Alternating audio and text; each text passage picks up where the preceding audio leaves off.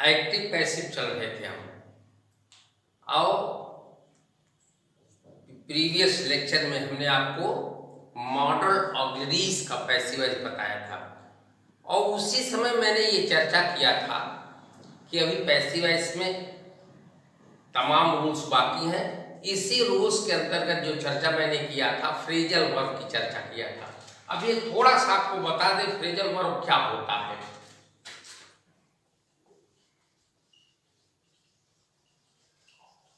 Phrasal verb जब verb kinds में बता रहा था तो आपको हमने बताया था प्रीपोजिशन अथवा एडवर्ब पार्टिकल जब मेन वर्ब में जुड़ जाता है तो वह फ्रेजल वर्ब होता है। और फ्रेजल वर्ब का पैसिव वॉइस कैसे बनेगा, जो पैसिव वॉइस का रूल्स हमने आपको बताया है और रूल्स वही होगा। टेंस की जो सहायक क्रिया होगी वही होगी, लेकिन इसमें फ्रेजल वर्ब में मेन वर्ब प्लस प्रीपोजिशन अथवा प्रीपोजिशन के स्थान पर एडवर्ब पार्टिकल भी हो सकता है। हम वाक्य के उदाहरण लेकर के हम इसको समझा रहे हैं। The police inquired into the case. The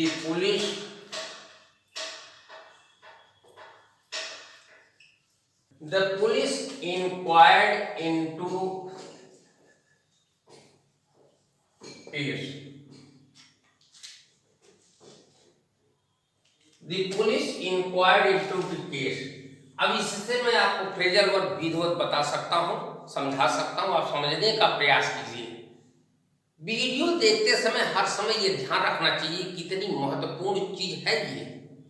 एक बार, दो बार, तीन बार वीडियो आप देखेंगे, उसको समझने का प्रयास करेंगे तो कोई मेरा ऐसा लेक्चर ही नहीं है जो आपके समझ में नहीं आए। अब यहाँ देखें, इंक्वायर्ड इनटू मिला करके ये फ्रेजल वर्ब बना है। क्यों? क्योंकि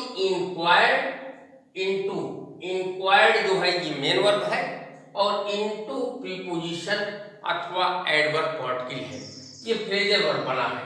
अब आपको ये देखना पहले ये देखना होगा कि किस टेंस का वाक्य है। The police inquired into the case, तुरंत आपको पास्ट इंडेफिनिट का वाक्य है। पास्ट इंडेफिनिट में सहायक क्रिया क्या होती है? पैसिव वॉइस की सहायक क्रिया वाज वर। ये ध्यान देना होगा हर समय आपको कि पैसिव वॉइस की सहायक क्रिया, क्योंकि एक्टिव से पैसिव आप बना रहे हैं। तो नियम क्या है? सब्जेक्ट को ऑब्जेक्ट, ऑब्जेक्ट को सब्जेक्ट, नए सब्जेक्ट के अनुसार, कहने का मतलब जो ऑब्जेक्ट नया सब्जेक्ट बना है उसके अनुसार सहायक क्रिया का प्रयोग होगा। और मेन वर्ब थर्ड फॉर्म में है ही है या मेन वर्ब को थर्ड फॉर्म में बनाना पड़ेगा। उसके बाद ये प्रीपोजिशन लगा करके, बाई लगा करके फिर नया ऑब्जेक्ट लिखा जाएगा। अब इसमें आप देखें, the police inquired into the case. The case हम सब्जेक्ट बनाते हैं। The case was inquired into by the police। अब यहां आप देखें, इसको समझने का प्रयास करें। द केस आपका क्या हुआ? नया सब्जेक्ट हुआ। पास्ट इंडेफिनिट का वाक्य था, हमने बहुत सारी क्रिया लगाया। उसके बाद इंक्वायर्ड इनटू ये फ्रेजल वर्ब हुआ और पैसिव वॉइस के लिए बाई नया ऑब्जेक्ट पहले लगता ही है, तो inquired into by the police. इस तरह से फ्रेजल, ध्यान बहुत महत्वपूर्ण चीज है। कहीं ऐसा ना हो कि इनटू का महत्व आप न समझें और इनटू को छोड़ दें, तो पैसिव वॉइस तुरंत गलत होगा। अगला उदाहरण है the boys loved at him. अगला उदाहरण है द बॉयज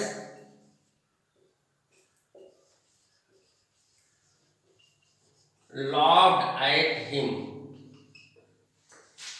अब देखें, तुरंत आप देखेंगे ये भी पास्ट इंडेफिनिट का वाक्य है, लेकिन लाफ्ड एट ये फ्रेजल वर्ब बना और उसी रूप में जैसे अभी आपको हमने बताया था, हिम नया सब्जेक्ट बनेगा, इसके अनुसार नया सब्जेक्ट बनेगा ही हो जाएगा। He was laughed eight by the boys, ये होगा, देख लें इसको। He was laughed at by the boys, ये हुआ। अब यहां आप फिर देख लें, ही सब नया सब्जेक्ट हुआ, वाज इसके अनुसार सहायक क्रिया हुई, laughed at ये आपका फ्रेजल वर्ब बना और बाई नया ऑब्जेक्ट पहले बाई का प्रयोग हुआ। इसी तरह से अगला उदाहरण, her father is looking after her, अगला है हर फादर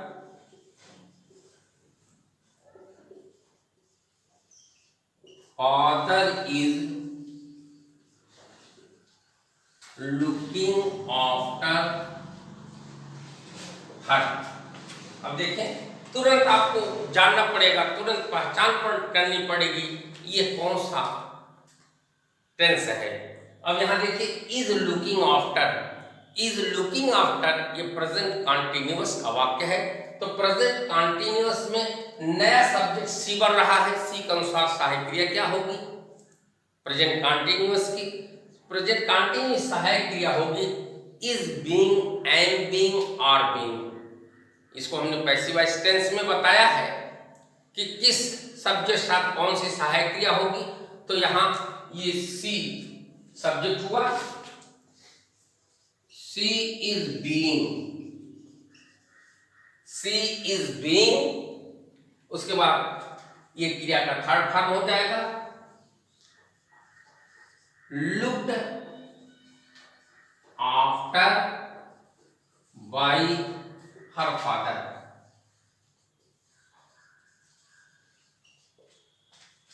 ये देखें, she is being looked after by her father. अब यहां लुक्ड आफ्टर ये फ्रेजल वर्ब है। इस तरह से आपको फ्रेजल वर्ब ये पहचान नहीं कर पाएंगे तो पैसिव वॉइस गलत हो जाएगा। एक उदाहरण और हम ले लेते हैं, he arrived at the conclusion, he arrived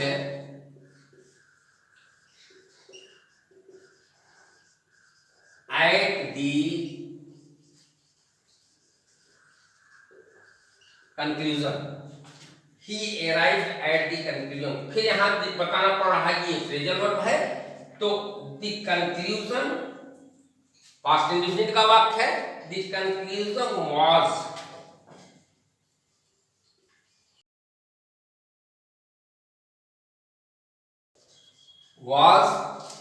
arrived at by him।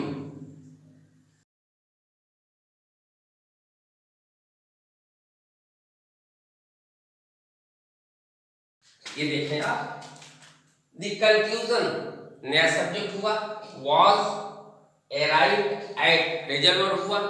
इतना ध्यान रखना पड़ेगा, जो मेन वर्ब होगा पैसिव वॉइस में माने वो थर्ड फॉर्म में जाएगा, उसके बाद जो प्रीपोजिशन अथवा एडवर्ब पार्टिकल है इसके साथ लगा रहेगा। और पैसिव वॉइस का नियम जो है, पैसिव वॉइस का नियम क्या है, नए ऑब्जेक्ट पहले बाई का प्रयोग। तो इस तरह से फ्रेजल वर्ब का पैसिव वॉइस इस रूप में बनता है। नेक्स्ट जो मैं रूल आपको बताने जा रहा हूँ, मोस्ट इंपॉर्टेंट रूल है, इसके लिए आप ध्यान देंगे, नहीं तो ये प्राय पैसिव वॉइस गलत हो जाता है। वह जो पैसिव वॉइस में बताने जा रहा हूँ वह है इन्फिनिटिव।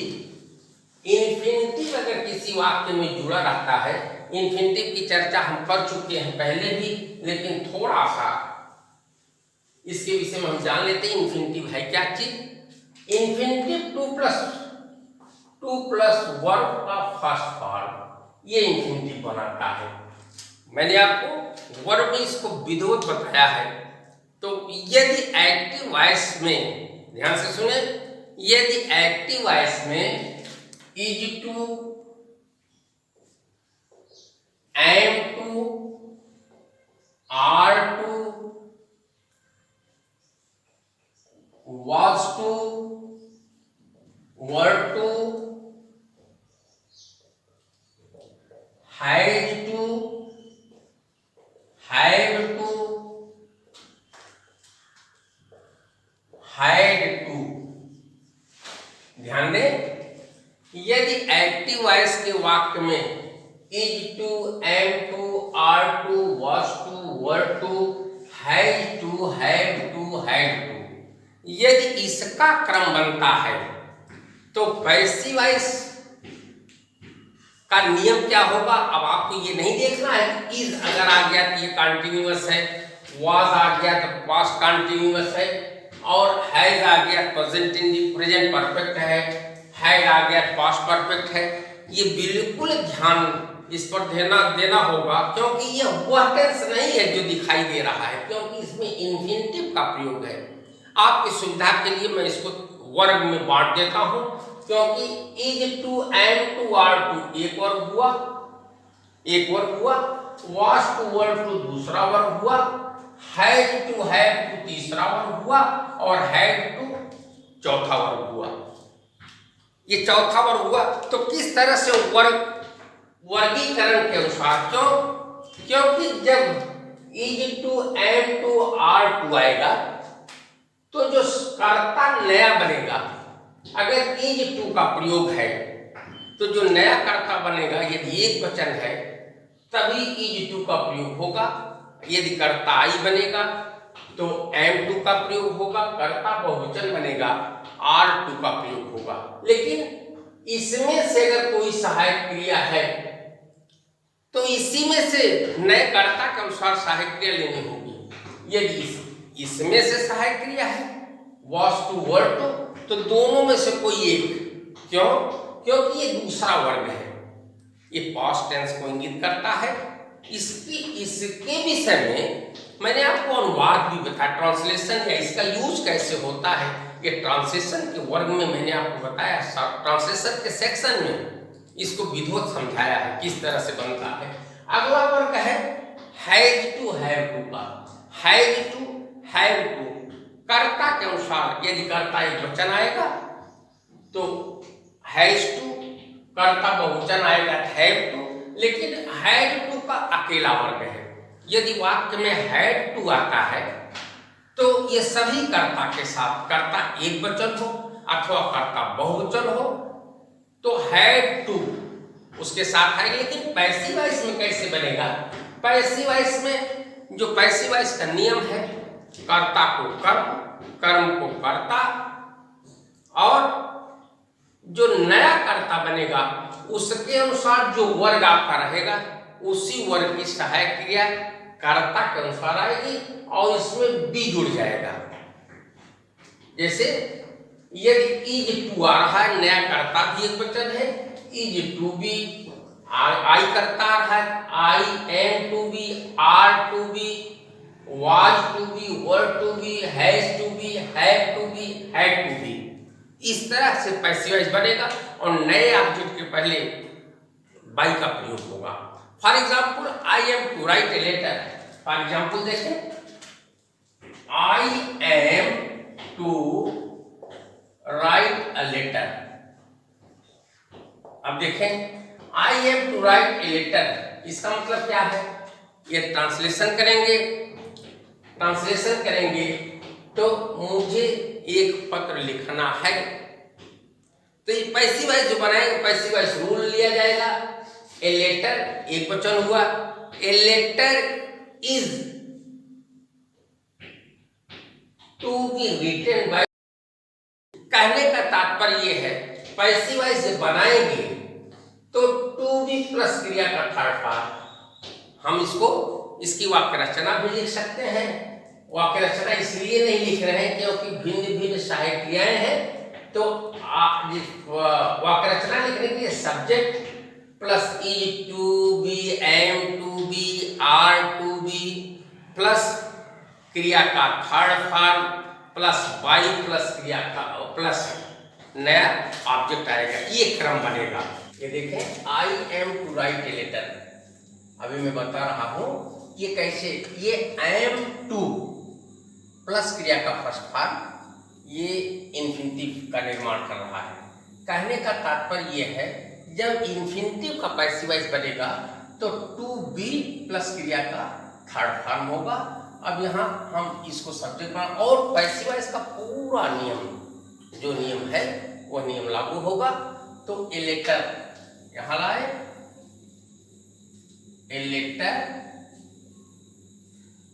इज क्यों हुआ? क्योंकि ए लेटर एक वचन है। A letter is to be written by, अब इसका हो जाएगा मी। अब यहाँ ये चीज आपको देखना होगा, जैसे हमने वर्ब बताया था, ये सेक्शन है, सेक्शन ए इसको मान सकते हैं, इसको बी मान सकते हैं, इसको सी मान सकते हैं, इसको डी मान सकते हैं। तो ये 4 सेक्शन हुआ है। जैसे ये सेक्शन का जो एक्टिव वॉइस की जो भी सहायक क्रिया रहेगी, is to, am to, are to, जो भी रहेगा, तो जो कर्ता बनेगा इसी से, अगर ये सहायक क्रिया जैसे यहाँ था एम टू था, लेकिन यहाँ कर्ता बदला, यहाँ कर्ता आई था, यहाँ कर्ता जब बदल गया तो इज टू बी रिटन हो गया। इसी तरह से एक उदाहरण और हम देखते हैं। He is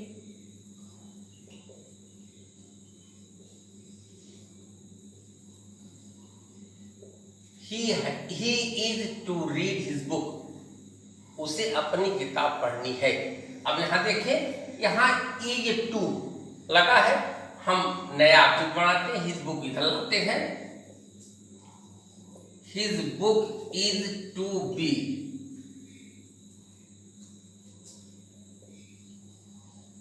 his book is to be read by him। अब यहां देखिए आप, अब यहां इज टू था तो यहां हिज बुक एक वचन हुआ, इसलिए is to be read by him. इस तरह से कोई भी सेक्शन एक की कोई भी सहायक क्रिया है, इसी से सहायक क्रिया कर्ता के अनुसार, कर्ता जैसा रहेगा उसी अनुसार is to be, am to be, are to be का प्रयोग होगा। ठीक इसी तरह से वाज टू वर्ड टू आ रहा है, तो was to be were to be, लेकिन कर्ता के अनुसार। यदि कर्ता एक वचन बनेगा तो वाज टू बी प्लस क्रिया का थर्ड फॉर्म हो जाएगा। कर्ता बहुवचन बनेगा, वेयर टू बी प्लस क्रिया का थर्ड फॉर्म हो जाएगा। For example, she was to do her work. अर्थ क्या हुआ? उसे अपना कार्य करना था, उसे अपना कार्य करना था। She was to do her work.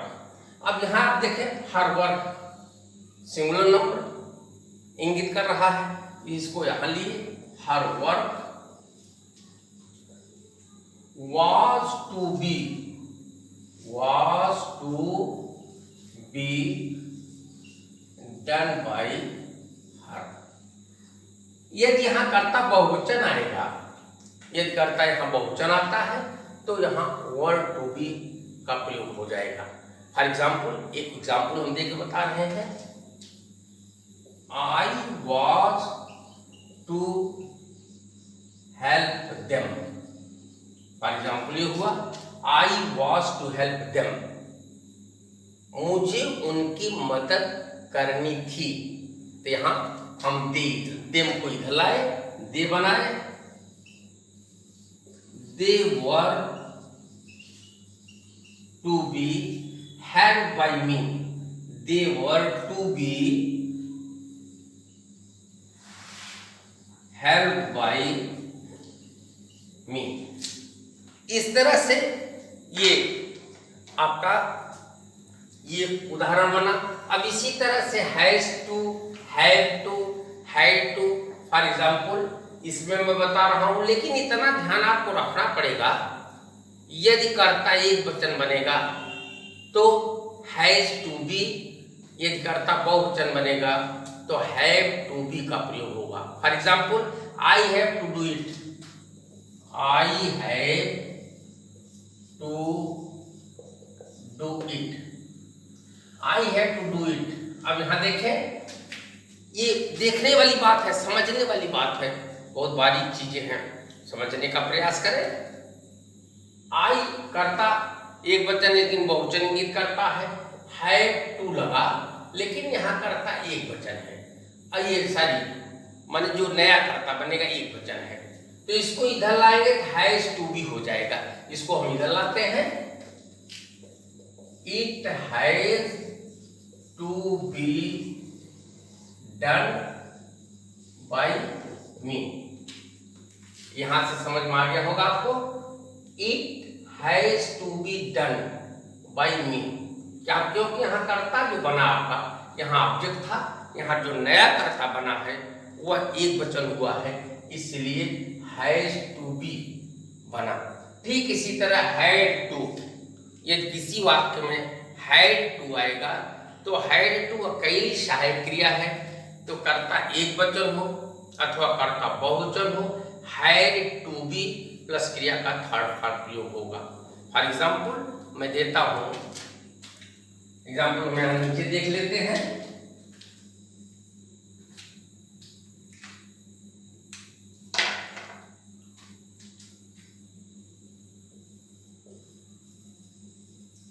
We had to complete our homework.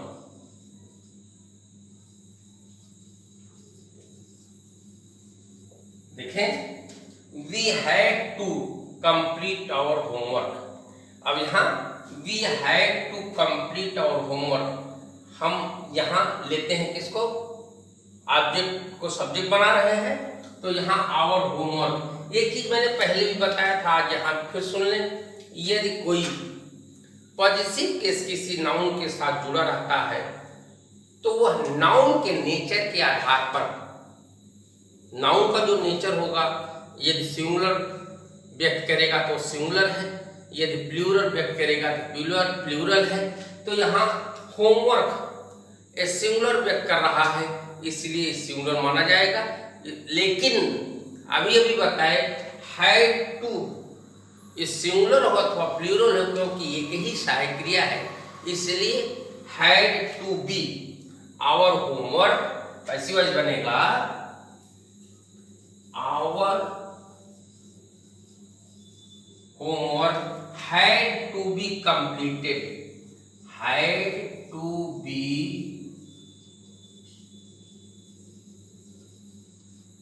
completed by us।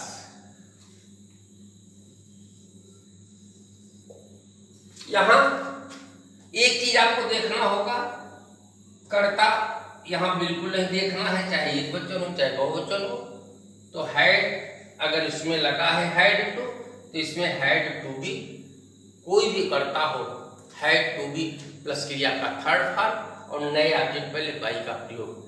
इस तरह से ये काफी महत्वपूर्ण पैसिव वॉइस है, विशेष ध्यान से पढ़ेंगे तभी समझ में आएगा, ये ध्यान नहीं देंगे तो समझ नहीं आएगा। इसके आगे जो हमको बताना है वो इसी से संबंधित, कहने का मतलब इन्फिनिटिव से संबंधित ही पैसिव वॉइस है। इसको नेक्स्ट लेक्चर में हम देखेंगे।